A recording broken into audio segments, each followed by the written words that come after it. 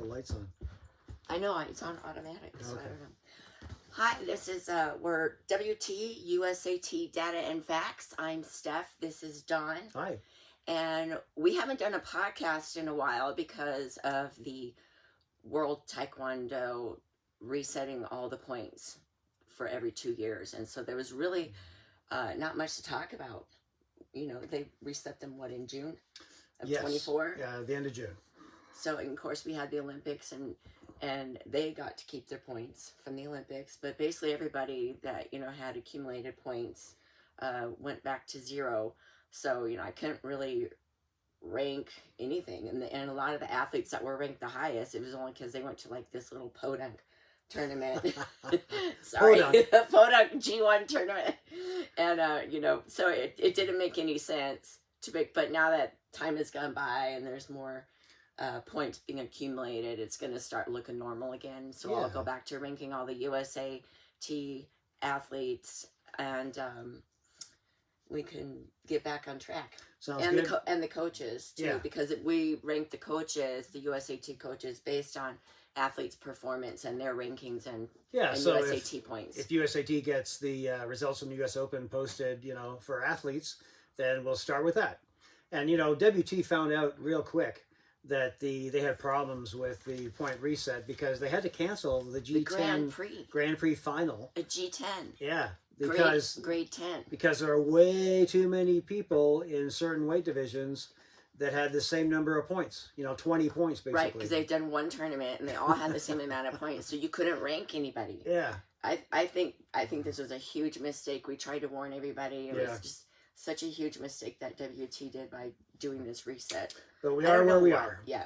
And next month, the March 1st, or the first week in March, when WT comes out with their new Olympic and world rankings, you'll see some separation now because we had, four big G2s this month at Fujairah, Turkey, Canada, US, and I might be missing something.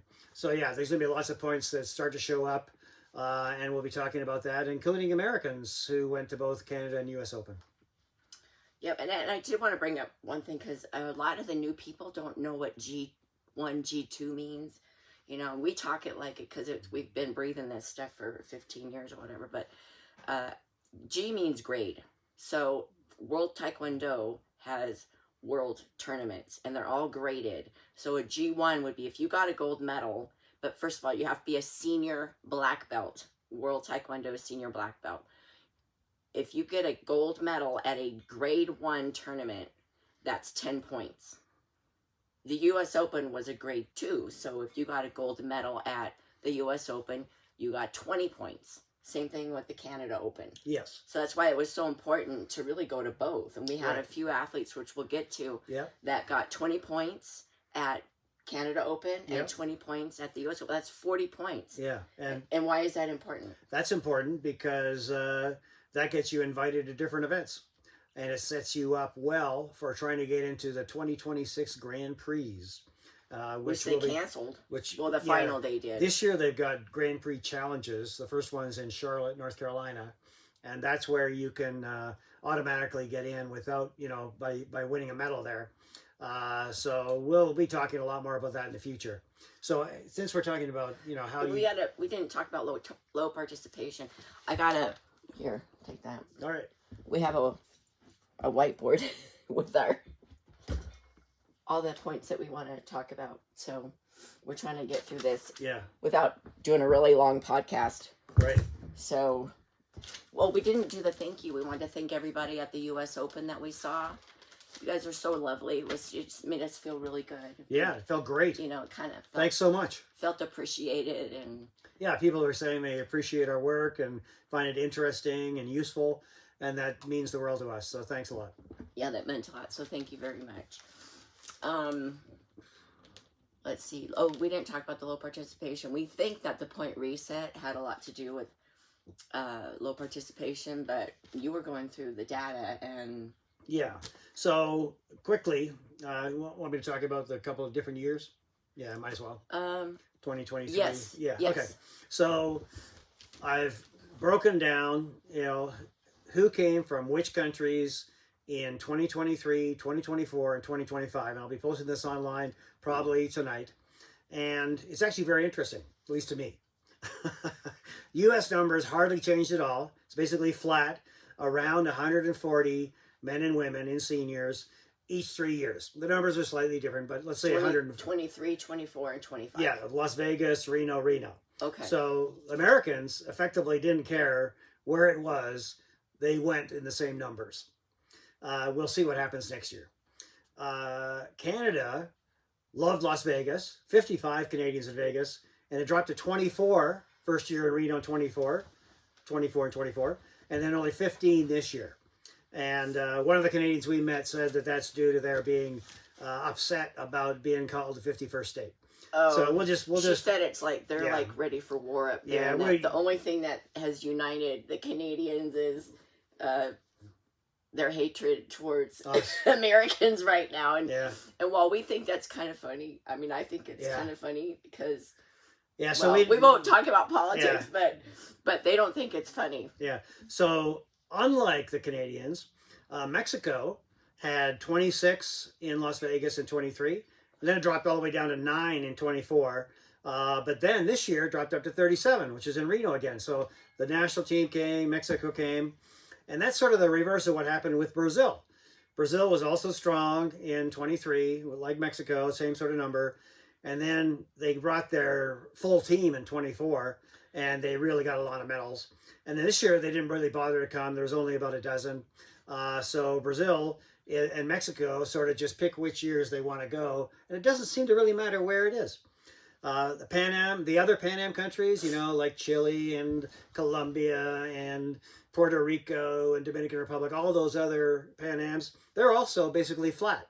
They don't seem to care where it is. Here's two groups that really care where it is, like the Canadians. Europeans. Yep. Europeans don't want to come to Reno. No. Probably expense, and they don't even know where Reno is. It's hard to get to. And it's hard to get to. Very hard to fly into. Some people complain about the hotels and stuff. And, of course, it's cold as opposed to Vegas. So Europeans, there are 53 and very strong teams in Las Vegas. So we'll talk about that with results. In 23. Dropped all the way down to 14 last year in Reno. And only 6 this year. And 2 of those were North Americans pretending to be Europeans. Yeah, a girl from Serbia. Yeah, who's a Canadian. And Salim's young daughter. The brothers were there too, but they were just coaching and hanging out. Asians also dropped substantially from Las Vegas to Reno. About 2 dozen in Reno the last 2 years, and then 3 dozen the previous year. But it actually really matters where in Asia they're coming from. In Las Vegas, they came from Korea. Oh, Korea, #1 Taekwondo country in the world. And they kicked everybody. Competition was very fierce with the Europeans there too. And then this last 2 years, it's been countries like Kazakhstan been this year, some Japanese, a few from Taipei. We had someone from India. Some Indians.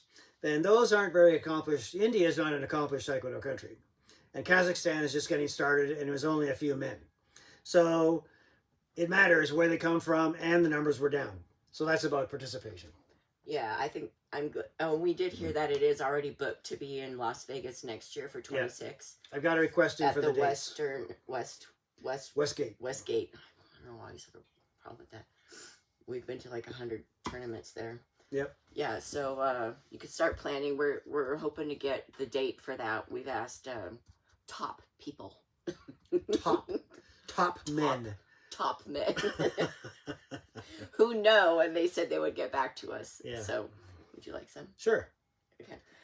Do we want to talk about the medals that we got? Sure. I'll let you take that. I'll do a puff and then I'll start talking. All right.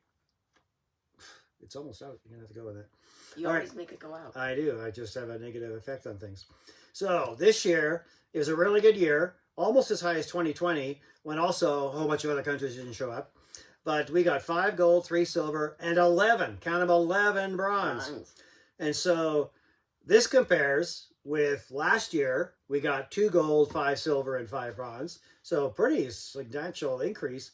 And then 23, we only had 1 gold, 1 silver, and 3 bronze. So it went from 1 to 5 golds, 3 to 11 bronze. Wasn't CJR gold in Las Vegas? Yes, CJ was the lone gold. And so that's actually a great point. because we've got certain athletes that we can depend on to get medals, almost always. So CJ went gold, gold, bronze. He got bronze. Oh, he got a bronze last. Oh, that's right. He got rocked by referee 17 that screwed over Mayamada too. I remember that guy, and he was not in there favor of the Brazilian. Okay, so CJ went gold, bronze, gold. Michael Rodriguez and Jonathan Healy did not take part in the 23 U.S. Open for various reasons, but they both medaled silver and gold. Jonathan gold in 24-25. So they're very dependable. Also, we had Zolotich come back last year. And she got a gold. And she got a gold in 67, moving up from before and after her injury. 23, she was off for her surgery. And then this year, she seems to have retired. And Michaela Green was also very dependable. She got a silver last year. Yeah, a very hard-won bronze in 23 because of all the competition. She's the only non-Korean who got a medal in 57. It was Korea. Oh, she did 57 and 23. It was Korea, USA, Korea. But then she did 62 last year. And she got silver. a silver to the Canadian Serbian, who went back to back to back, gold. But I think Anna and Michaela are done. Yeah, it seems like Michaela's gone. That's the rumor, and we haven't seen them announce it officially. And then but Anna they may didn't not show up for team trials. When she was registered for 73. Yes, she was.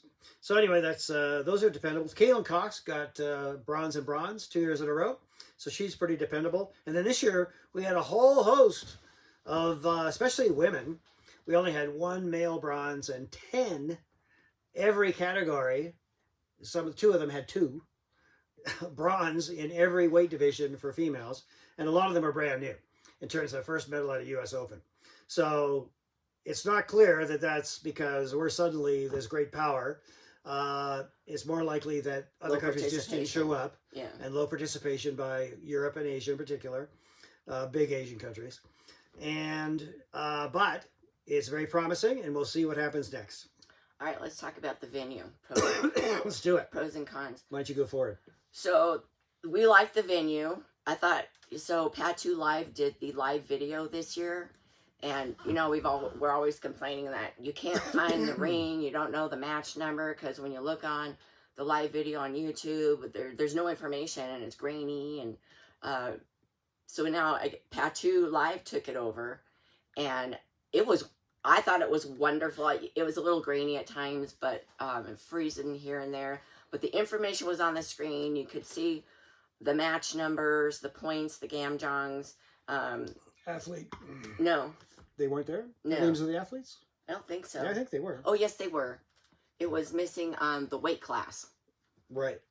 But if you knew the match numbers and you had your brackets, then you were fine, which is what we did.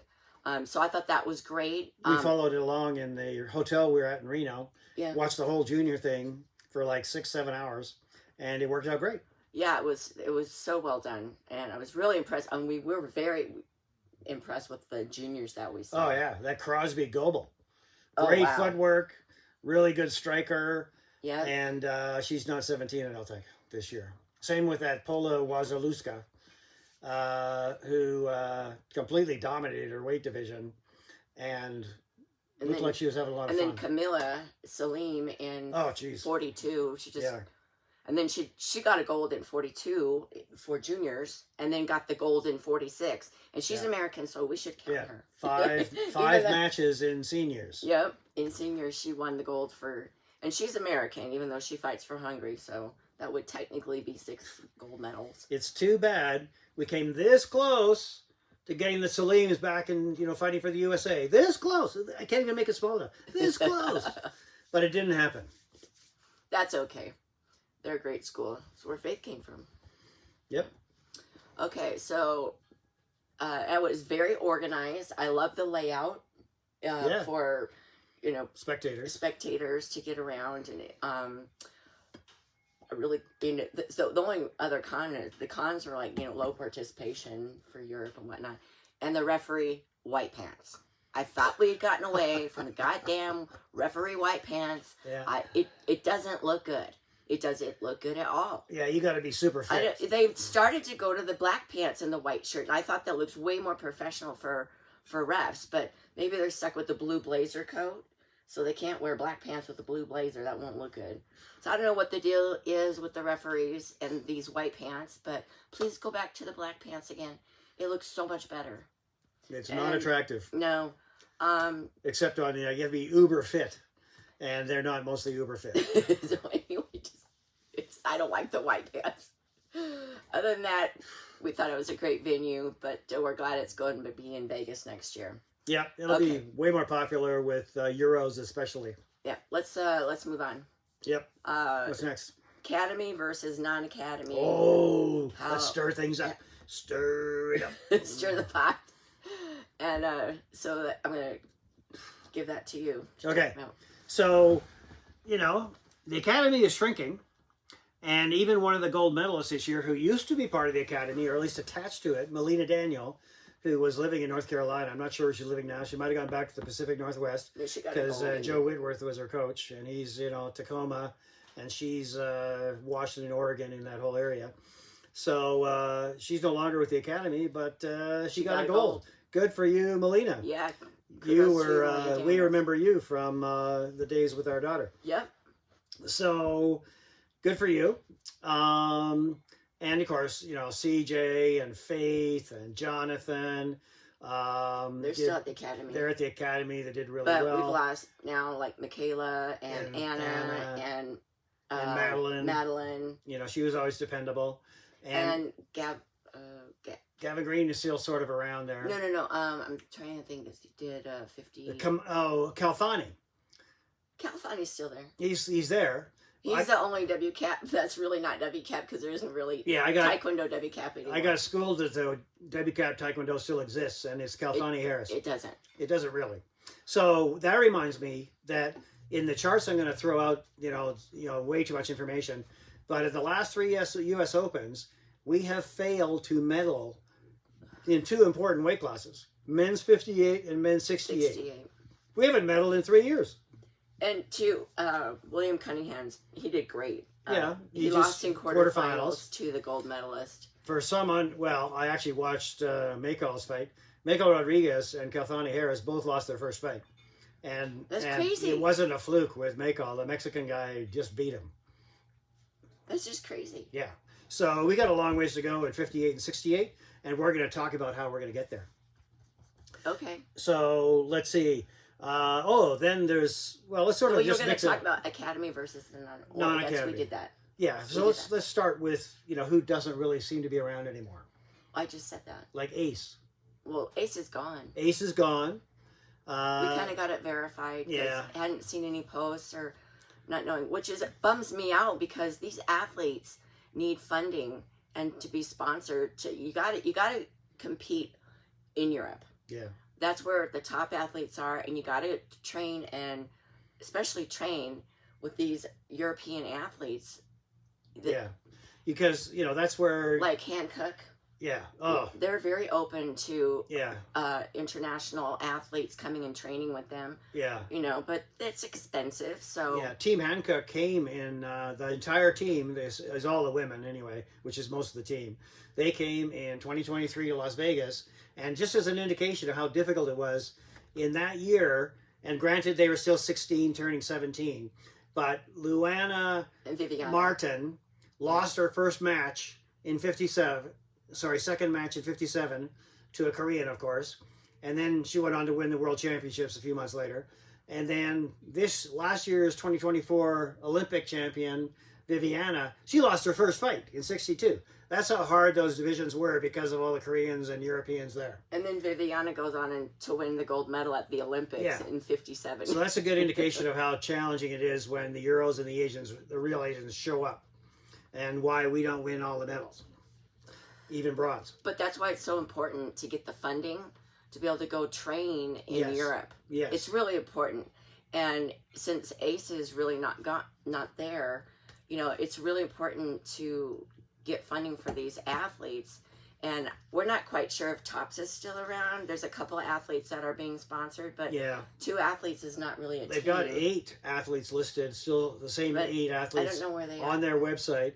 But I don't know the pathway to be on TOPS either. If exist. Well, who knows what the pathway is to any of these teams, To the including the academy. academy. That's true. The academy. Well, there's a pathway for nationals. We sure. know that. Well, we'll get to nationals, but I got to say this: at least Ace and Tops actually showed the names of their athletes along with their coaches and stuff. You know what USAT does not have? They do not have a part of their webpage that says who are the athletes on their team, and they could even break it down by grade. There's different grades of academy athletes. And coaches. We know who the main coaches are, but there's other coaches too. Yeah. So it seems like a secret. I don't like secrets. They used to call it Black Ops. Yeah. Because it is secret. And there should be another Black Ops. I put out a post today. So let's talk about the national team before we go there. Yeah. So the national team has a pathway. We know that. It's team trials. The team trials, and so to get there, and obviously you should go to nationals or win a state tournament. Well, you have to get to next year's team trials, which is a go over that. How to get to team? How to get to senior team trials for 2026 to get on the national? And it's basically the same this year for 2025. You have to go to a state tournament and win a medal that qualifies you to go to nationals. Juniors and cadets have to go to nationals if you want to do any team trials. Repeat you have to go. Juniors and cadets, not seniors, have to go attend and participate at nationals. And it's in Ontario, California this year. Okay. In July. So prepare for that. You have to go. Juniors and cadets, you're the pipeline. Yeah, and so you get a medal there. You qualify for team trials the next year. If you participate at if you win a medal at the finals, they call it, which is a new event that's in like September. The American Opens lead to the final, and the final, if you win a medal, you also qualify for team trials. So those are your pathways, your primary pathways, and also the number one point getter in your division in USAT points, which are different than WT points. USAT points, you also qualify for team trials. That's how you get there. And we'll post, because they make it public. It's just sometimes people have a hard time finding it. Yeah. And they miss the little fine print because they'll do that to you. They change the rules every year, and they put stuff in fine print. So they did a better job this year with the not so fine print. So this year, the senior national team is going to Worlds. That's why it's a big deal. Well, that's the only thing that they're funded for. Right. That's the only thing that the national team is funded for. And it'll happen again in 27. They're not funded for collecting all these points in Europe and Africa and that's a real shame, and that's what everybody's really that's what about. the academy is. The academy is funded to go all over the world, and several of them are on the national team. Yeah, but it's not the whole national team. But it's separate. The 2026 national team is going to go to the Continental Championship. The Pan American G4 Championship, which isn't as good as we're going to Worlds. Well, the Worlds is a G14. Yes. And so it's 140 points. And you might get to fight Iran. That's scary. Iran went to Fujairah and won almost every medal. It's crazy how good they are. Yeah. Because they have Taekwondo in their high schools. It's part of their education system. Yeah. And I don't know if any other countries, maybe Korea does. But, I just wish, and I know this is a whole nother tangent, I wish we could get Taekwondo into our school system or even an after-school sporting event. Right. But they say we've actually contacted the high schools back in Henderson, Las Vegas, several years ago, and they put at the level of football for danger, even though World Taekwondo says it's a non-combat sport. But the schools consider it a combat sport like football, and so they won't have anything to do with it. But maybe if we get the school systems to go back to the states and get rid of the federal education, we can get some of these programs back that we used to have, like gymnastics and whatnot. Yeah. And the college route is not a good idea because there's severe restrictions on how much you can practice and when your season is. Taekwondo is a year-round sport, and colleges a good point. Do not allow athletes to do year-round participation. So colleges, that's not an option. Well, it never will be. If you're serious and you want to go to the Olympics, that's not the route to go. Right. So what I was going to get to about the funding, and I wanted to support this, to create a GoFundMe account is your best option. If you don't have a pathway and you can't afford to go to some of these tournaments, and we will support you. We'll put but you have to create the GoFundMe account, you know, what it's for, which tournaments or whatever. We'll advertise it. Yeah, we'll help advertise that for you because it's really, really important. We want to support the athletes. We love all the Taekwondo athletes. Yep. We really want to help you as much as we can. Get those points, get the rankings, because then you get invited to other higher ranking tournaments. So that's the pathway. I love it. So create your GoFundMe accounts. So what should happen next? I'm going to say what should happen next. Okay, you were going to talk about the Black Ops. That's what I'm going to say. Okay. What should happen next? In 2018, when Paul and Gareth first joined on as the head coaches for USA Taekwondo, they took more than a dozen. They recruited him, yeah. Junior, seniors, you know, really young kids, and a few older ones, like mature ones, like Jonathan Healy and Madeline are probably the oldest, and they're like 22 or something like that, 22. And then a whole bunch of younger ones that included eventually. CJ wasn't even in the first group. CJ joined on, Anna Zolotich, and they were just out of Junior World, so they were like 17. And a bunch of other ones. Most of them have dropped off, but they got to travel around Europe in the fall and did like, I think, at least 6 European, G events. Oh, G. And they did training camps all over the place. Yeah. In England, where, you know, those guys are from, in Paul's garage. Manchester. And his dad's community gym, and also elsewhere in Europe. And it really worked out well, even though people were upset about it. We should do it. The USAT should do it again. Do it at Black Ops 2. Black Ops 2. I threw out a whole bunch of names today, about 15 names of great-looking athletes, you know, in terms of performance, that should be on or considered for. You don't want to get in trouble. No, I don't want to get in trouble. Calling somebody handsome. Those guys or are good really good looking. You know, and you pervert. Yeah, exactly. So Jesus Christ. I think USAT, in addition, don't include the academy. They got their own thing going on, and Maya Mata may be attached to that because she's said to be part of them for the Dutch and Belgian Opens. Well, she's registered as the academy. Registered as them. So, you know, but I also included her in the Black Ops 2 team that I like to see.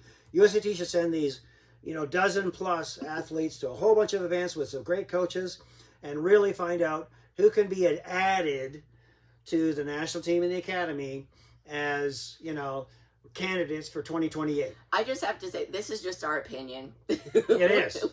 We don't have any I'm power. not paying for it. No. But this is what we think should happen. Yeah. And then they should do it again in 26, 27 with a different group. Yeah. These juniors. Because that's going to feed into 28. Pipeline. The Olympics in 28. We lost Michaela Greenwood and Anna Zolotich, and they're like, what, 21, 22? They're gone. Or seemingly gone. I think it was Anna's surgery. When you have hip surgery, they're never the same. Yeah. And so, what are the odds that Jonathan Healy, who's already at least 25, 26, you know, except he's a heavyweight, is still going to be healthy and happy going to the LA Olympics. 6 years. Yeah, 5, 6, so he's 7. a heavyweight. Yeah. Michael Rodriguez is going to be challenging him for that heavyweight spot. Yeah. CJ is, of course, probably going to keep going. He seems revived and happy and he looks full so of life. Good. He looks so spinning good. and twirling and jumping and kicking. He was kicking. so fun to watch. Yeah, he's always fun. I know, but he was extra fun this time, I think. Yeah. So that's great to see. That one guy, what was it, Nigeria? I'm trying to think. Bahamas. Brandon Seeley.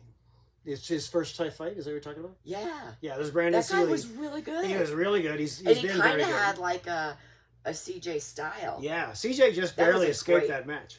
That was a great match to watch. It was. Yeah, because he lost. I think he lost the first round. Yes, I think he did. That was. Yeah. So, but what are the odds that some of these female athletes that we're kind of dependent on now are still around in 3 years? Well, especially like in the lower weight, 57 and under, they're kind of gone after 25 years old. Well, yeah, because it's really hard to you've done maintain the that age weight. statistics. Yeah, it is. And so with the lower weights, if you're not sort of in the 17 to 22-year-old window when the Olympics happen, you're probably not going to medal. So 3 years from now, that means the athletes that are going to medal at the Olympics in LA are currently 14 to about 19. which means cadets and juniors. And that's just based on the data. That's the data. That's the data set. Don's doing. That's not our opinion. There's rare exceptions. Black Ops Team 2 is our opinion. Do it. Okay. Do it. USAT, finance it. Make it happen.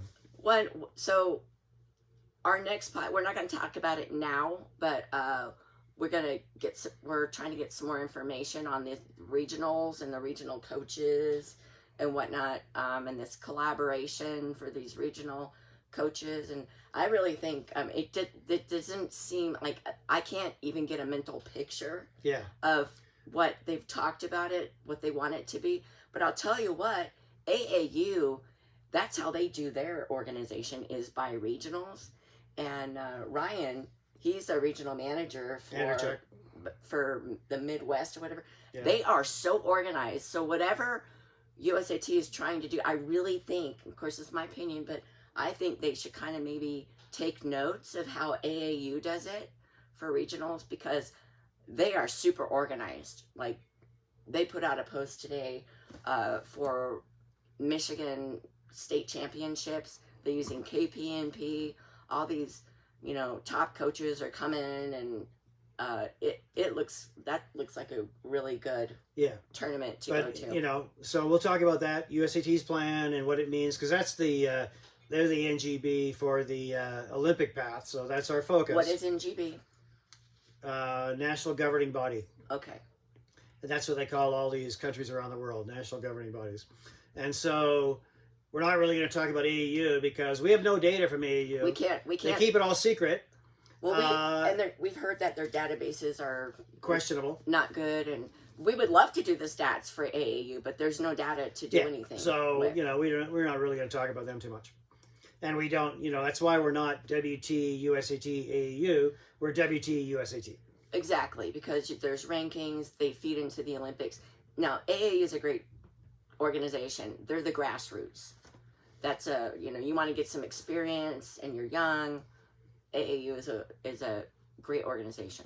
Yeah, it seems to be. Okay, so our next podcast we'll talk about these regionals for USAT. Yeah. The states that are in each section, and there's some application for coaches, and we'll see if that comes out. We'll study it. Yeah, if it does, we'll post it. But other than that, it's pretty vague right now, and and there's a lot of fuss about certain aspects of it that we'll talk about next time. Yeah.